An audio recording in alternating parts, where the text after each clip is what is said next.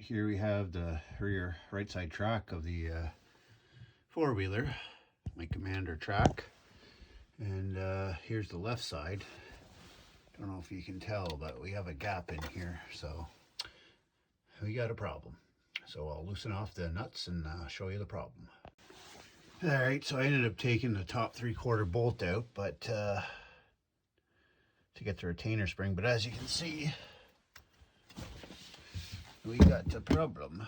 So gotta do some repair here, so we'll get to her.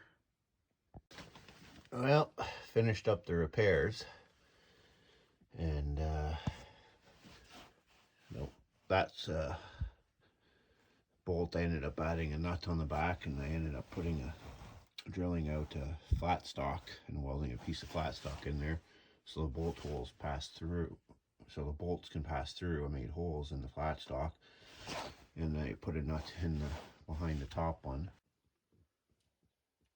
There you can kind of see what I'm talking about. I've added a nut there, and there's the flat stock. So we'll see how she holds up.